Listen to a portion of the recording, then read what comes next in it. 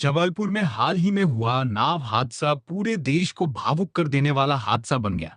इस दुर्घटना में एक मां और उसके छोटे बेटे की दर्दनाक मौत ने लोगों को अंदर तक झकझोर दिया। यह हादसा नर्मदा नदी के पास घूमने गए पर्यटकों के साथ हुआ, जहां एक नाव अचानक असंतुलित होकर पलट गई। हादसे के बाद बचाव कार्य तुरंत शुरू किया गया, लेकिन कई लोगों को बचाया नहीं जा सका।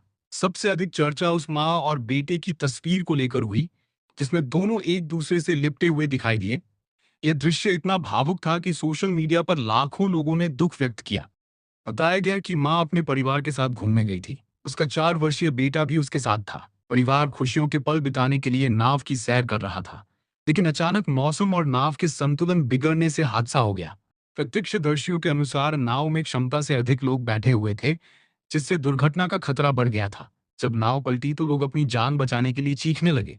कई लोग तैरकर बाहर निकल आए, लेकिन मां और बेटा गहरे पानी में फंस गए। इस हादसे के बाद बच्चे के पिता का बयान भी काफी चर्चा में रहा। उन्होंने बताया कि उनका बेटा नाव में बैठने से पहले काफी डरा हुआ था। वे बार बार पानी को देखकर घबरा रहा था और अजीब सवाल पूछ रहा था। पिता ने भावुक होकर कहा कि शायद उनके बेटे को पहले से कुछ अनहोनी का एहसास हो गया था। ये बात सुनकर लोगों की आंखें नम हो गई। परिवार की यात्रा के लिए पैक किए गए बैग आज भी वैसे ही पड़े हैं, जिन्हें देखकर घर वालों का दुख और बढ़ जाता है। हादसे के बाद प्रशासन और बचाव दल ने नदी में बड़े स्तर पर खोज अभियान चलाया। गोताखोरों की मदद से शवों को बाहर निकाला गया। प्रशासन ने मृतकों के परिवारों को आर्थिक सहायता देने की घोषणा की और घटना की जांच शुरू कर दी। अधिकारियों ने माना कि सुरक्षा नियमों का पूरी तरह पालन नहीं किया गया था। नाव में पर्याप्त लाइफ जैकेट नहीं थी और यात्रियों की संख्या भी अधिक थी।